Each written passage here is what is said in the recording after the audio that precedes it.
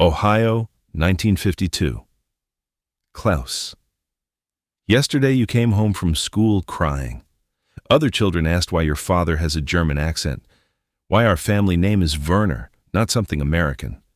One boy called you Nazi son. You asked me, "Papa, why did we come to America if Americans hate us?" Let me tell you about Captain James Mitchell, the American intelligence officer who captured me, who interrogated me, who later became my closest friend, the man who taught me that enemies can become brothers when they share the same values. And let me explain why those children at school are wrong, why you should be proud of your father's journey, why America gave us a second chance that Germany never would have. March 17th, 1945. Northern France. I was flying my Messerschmitt Me 262, the Schwalbe, the Swallow, the world's first operational jet fighter, the aircraft that Nazi propaganda called our miracle weapon that would win the war. I had flown 63 combat missions in the Me 262, shot down 14 Allied aircraft, mostly P-47 Thunderbolts and P-51 Mustangs. The jet was so much faster than anything the Allies had. We could attack, accelerate away, and they couldn't catch us.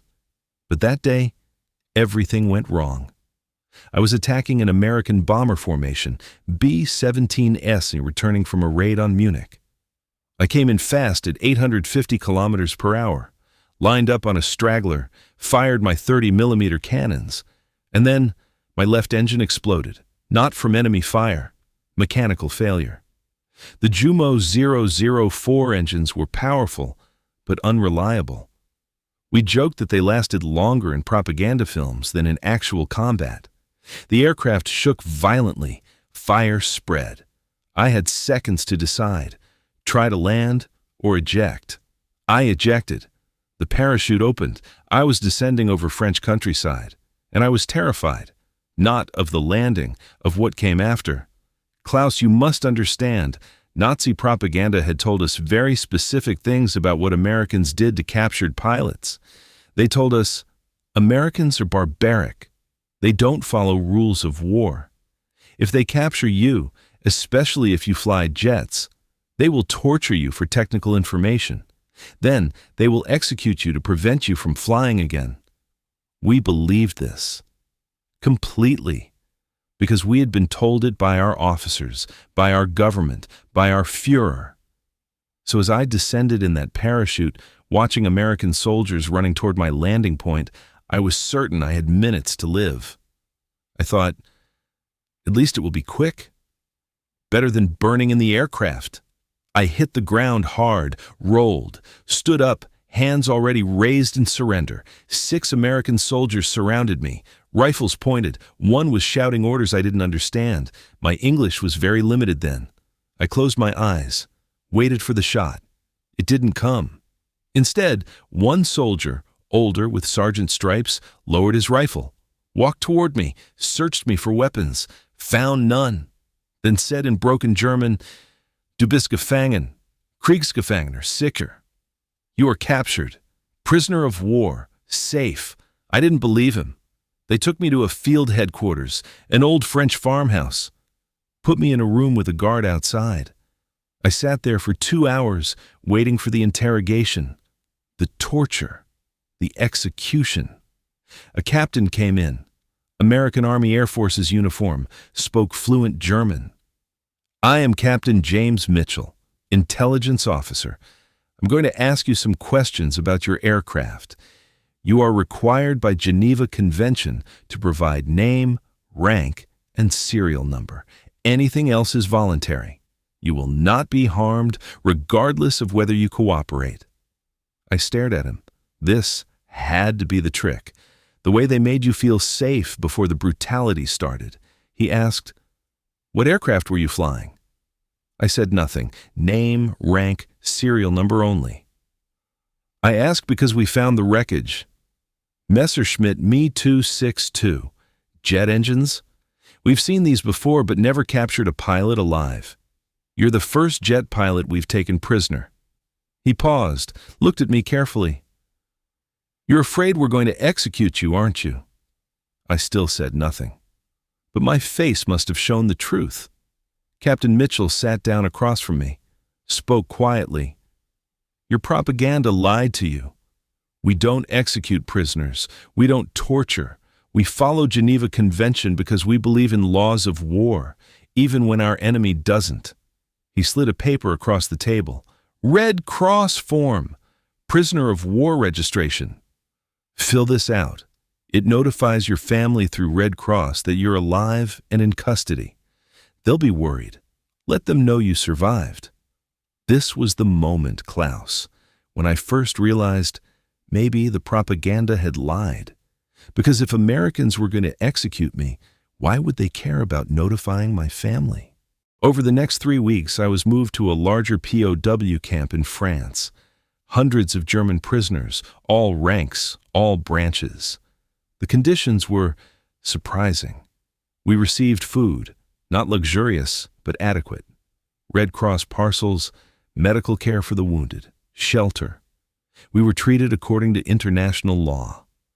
I spoke with other prisoners, asked if anyone had been tortured or executed. No one had. Everyone was equally shocked. We had all been told Americans were brutal, but the reality was completely different. An older Wehrmacht officer, a colonel, career military, said to me, I fought in the First World War, was captured by Americans then too. They treated us the same way, with rules, with honor. Our propaganda lies because the truth would make soldiers want to surrender. That's when I started to understand. Everything we had been told about Americans was a lie designed to make us fight to the death rather than surrender. 3 weeks after my capture, Captain Mitchell came to the camp, asked for me specifically. I was brought to an interrogation room, alone with him. He sat down, said, Oberleutnant Werner, I have a proposition for you. I waited. The war is ending. Germany is lost. You know this. I know this. In a few weeks, it will be over. I said nothing, but I knew he was right. By March 1945, everyone knew. When the war ends, you'll be released, sent back to Germany, back to the ruins, to a defeated nation, to a country that lied to you about us. He paused. Or, you can help us now. Teach us about the Me-262, how to fly it, how to fight it, what its weaknesses are. Help us understand jet technology. I was suspicious. Why would I betray my country? Not betray. The war is over. Germany lost. You teaching us doesn't change that. But it could change your future. What do you mean? Captain Mitchell looked at me directly. If you cooperate fully, if you teach us everything you know about jets, after the war ends, we might bring you to America. Let you fly again. Work with our test pilots. Help develop our jet program. I couldn't believe what I was hearing. You would let a German pilot fly American aircraft? We would let a skilled aviator who understands jet technology contribute to aviation progress. Yes. Why? He smiled slightly. Because America isn't what your propaganda told you. We value skill and knowledge over nationality. We believe people can change sides if they share our values. And we think that advancing aviation technology is more important than holding grudges. Klaus, this was the moment that changed everything. I sat there, processing what he had said. America, the enemy I had fought against, was offering me not just survival, but opportunity, purpose, a future. Germany had sent me to die in a jet that barely worked, fighting a war that was already lost, for a regime that had lied to me about everything. America was offering me a chance to fly again. I asked, if I agree, what happens? You answer our questions, honestly and completely. You help us understand the Me-262 systems, tactics, capabilities, and limitations. And after Germany surrenders, we process your paperwork and bring you to Wright Field, Ohio, our aircraft testing facility. And if I refuse, You go to a POW camp until war ends, then you're repatriated to Germany. No punishment for refusing. Geneva Convention protects your right to say no. I thought about this for a long time. Captain Mitchell waited patiently. Finally, I said, I will help you, but not to betray Germany. Germany is already defeated. I'm not changing that outcome. I'm helping you because I want to fly again, because you're offering me something worth living for. Captain Mitchell nodded. That's honest. I respect that. Let's begin.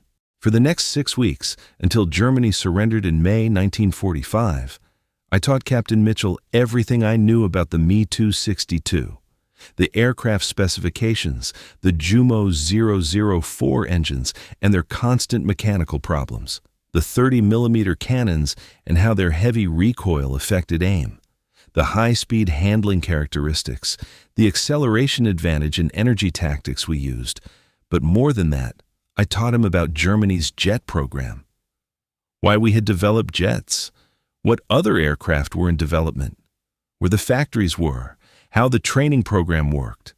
Captain Mitchell took notes constantly, asked intelligent questions, showed respect for my knowledge even though I had been his enemy weeks earlier. And something unexpected happened. We became friends, not because of shared nationality, but because we were both pilots, both people who understood aviation, both men who valued skill and knowledge. He told me about American aircraft, about the P-51 Mustang and how its range had won the air war, about American training methods and why their pilots survived long enough to become skilled. I told him about German engineering, about how we had developed jets years before anyone else, about the brilliant designers who had created revolutionary technology. We weren't talking as enemies.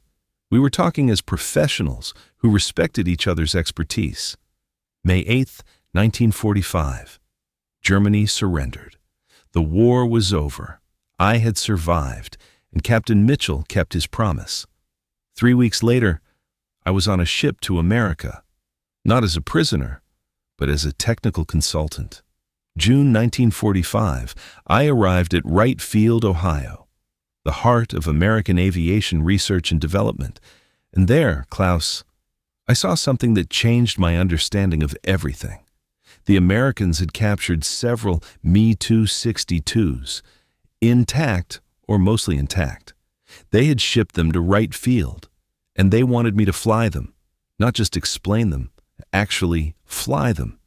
Teach American test pilots how to handle jets. The first time I climbed into a Me-262 at Wright Field, an aircraft I had flown in combat just 3 months earlier, I felt strange. This was the enemy's airfield. These were American mechanics preparing the German jet, American pilots watching me, ready to learn. But they weren't treating me as a defeated enemy.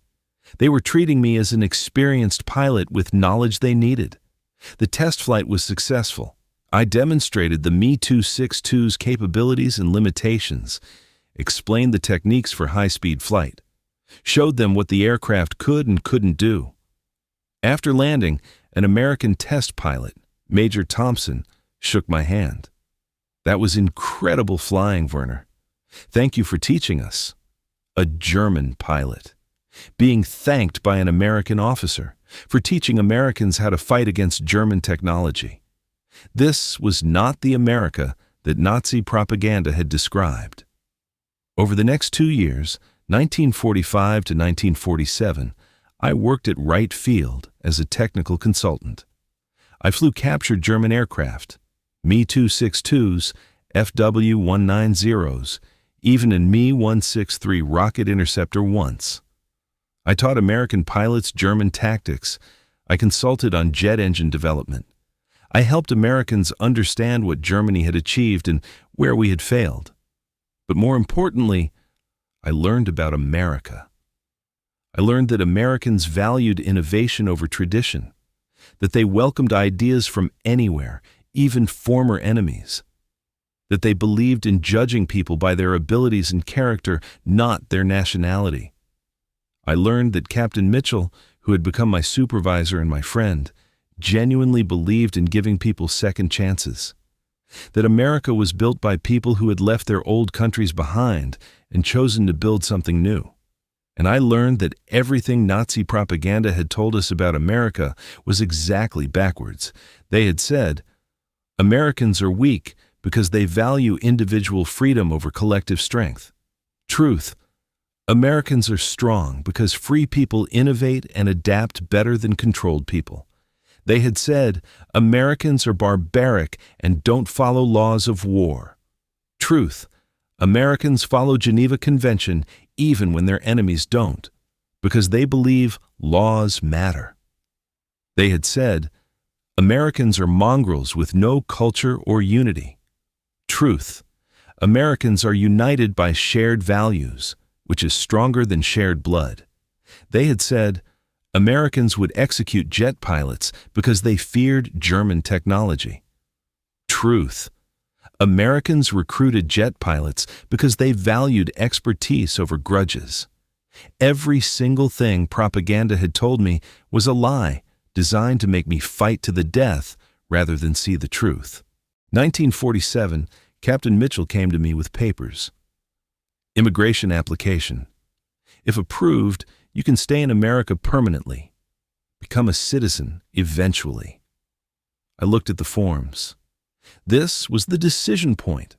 Return to defeated Germany or build a new life in America. I asked, why would America want me as a citizen? I fought against you. Captain Mitchell said something I'll never forget. America isn't about where you're from. It's about where you're going. You fought for Germany because you were born there. That's not a choice. But now you can choose. And if you choose America, if you choose our values over your old government's lies, then you're exactly the kind of person America wants. Klaus, I signed the papers that day. Not because I hated Germany. I will always love the land where I was born, the language, the culture. Your grandmother, who waited for me and later joined me here. But Germany had sent me to die for lies. America had given me a life built on truth. That's a choice anyone would make. 1948, I received my permanent residency. I continued working as a test pilot, now flying American jets. The F-80 Shooting Star, the F-86 Sabre. Aircraft that built on what we had started with the Me-262, but went far beyond. 1950, Korean War started. America asked me, will you fly combat missions? You're not required to. You're a civilian consultant. But we need experienced jet pilots.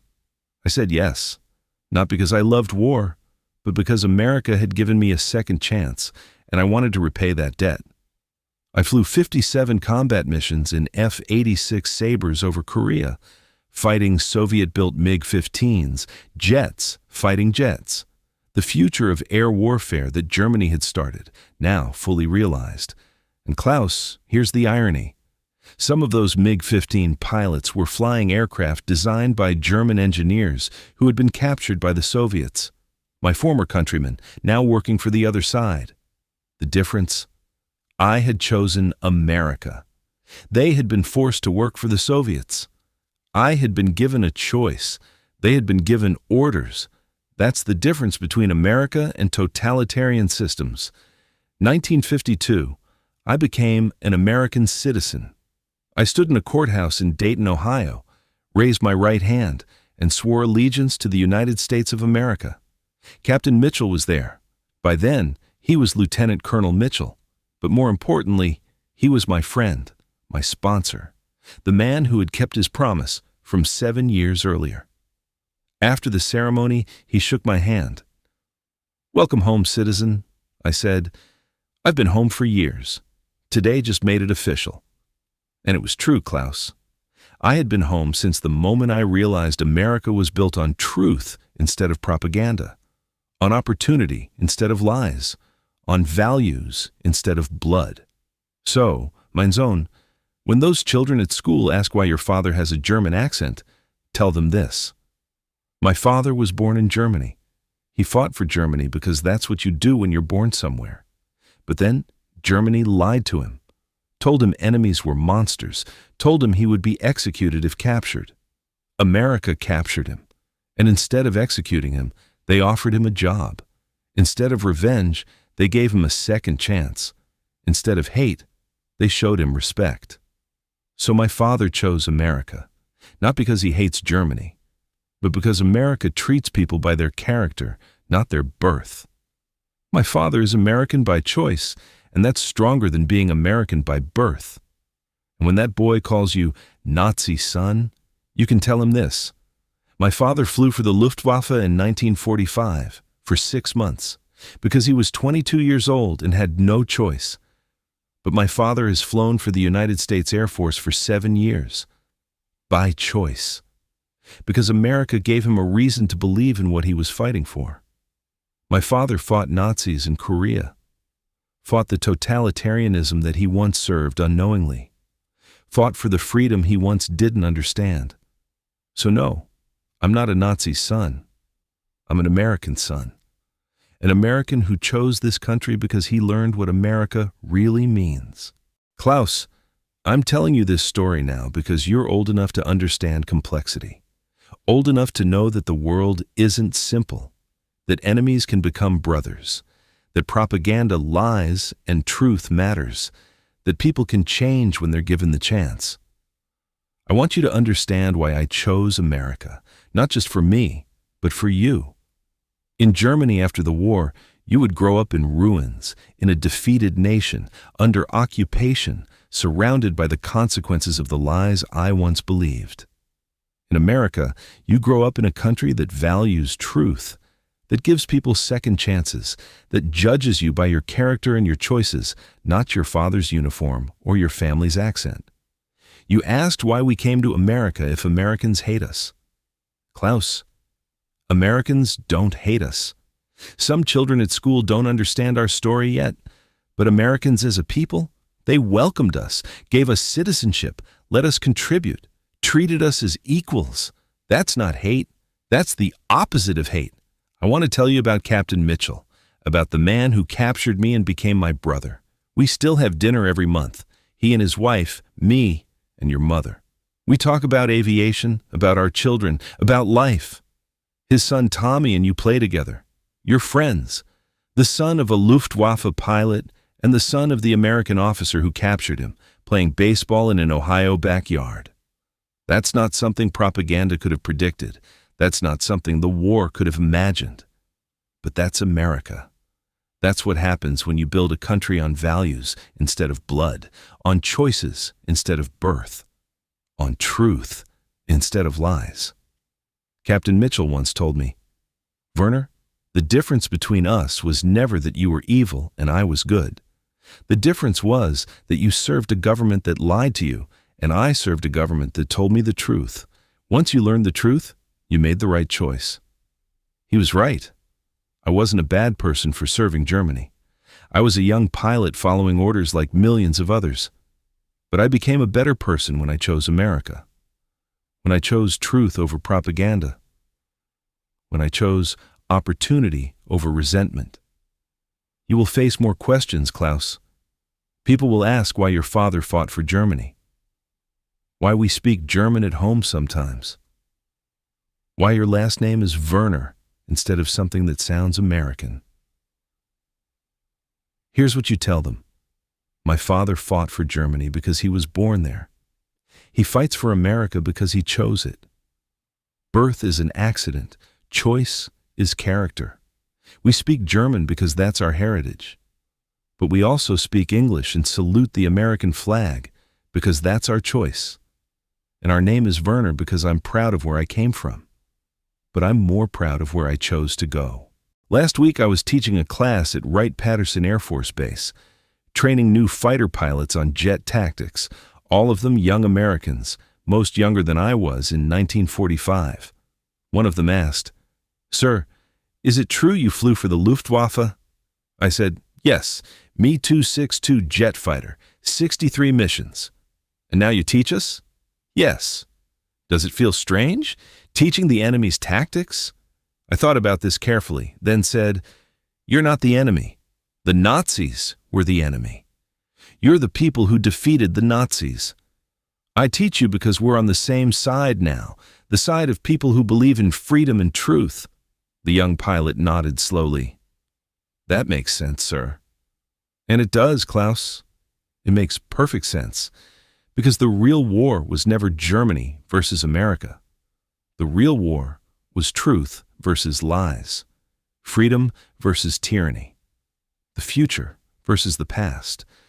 I chose the right side, even though it meant leaving my birthplace, even though it meant admitting I'd been lied to, even though it meant starting over. I chose truth, and truth gave me a life worth living. One more thing, Klaus, something important. When you're older, you might visit Germany, meet your grandparents, see where I grew up, walk the streets of Munich. When you do, I want you to remember something. You can love where you're from without serving what it became. I love Germany. The language, the culture, the landscape, the people. Your grandparents are good people who survived terrible times. But I don't love what Germany was in the 1940s. The lies, the hatred, the propaganda, the totalitarianism that sent millions to die for nothing. I chose America not because I hate Germany, but because I love freedom more than nationality, truth more than propaganda, choice more than birth. That's not betrayal. That's growth. That's learning. That's becoming a better person. Today, I'm 44 years old. I've lived as an American longer than I lived as a German. I've flown for the United States Air Force longer than I flew for the Luftwaffe. But I'll always remember March 17th, 1945. The day I parachuted into that French field expecting execution and found honor instead. The day Nazi propaganda told me I would die and American truth gave me a life. The day I was captured by Captain James Mitchell, who became my closest friend. The day I learned that enemies can become brothers when they share the same values. Klaus, you asked why we came to America. We came because America gave us a second chance. Because America judges people by their choices, not their past. Because America is built on truth, and truth is worth more than any homeland built on lies. You are American by birth. Be grateful for that. Many people like me had to fight and work and prove themselves to earn what you were given at birth. But remember, being American isn't about where you're born or what your last name sounds like. It's about what you believe, what you choose, what you value. I chose America, and I hope you choose it too, not because it's your birthplace, but because you understand why it's worth choosing. Your father, Hans Werner Captain, United States Air Force, retired Luftwaffe Oberleutnant. P.S. Tomorrow, Captain Mitchell and I are taking you and Tommy flying. I'm going to show you both what a jet fighter looks like from inside, not as enemies, not even as Americans or Germans, just as two boys whose fathers became brothers because they learned that values matter more than nations. That's the America I chose, the America where yesterday's enemies become today's family. That's why we're here, Klaus. That's why we're home. Subscribe for more untold stories where enemies became brothers, where propaganda lied and truth prevailed, where second chances transformed lives, where America proved that nationality matters less than character and choices matter more than birth. This is the story of how one Luftwaffe pilot learned that the enemy was actually the side fighting for truth, how Captain James Mitchell turned a captured prisoner into an American citizen, how jet technology brought two pilots together across the divide of war. This is the story of why immigrants choose America, not because they hate where they're from, but because they love what America stands for.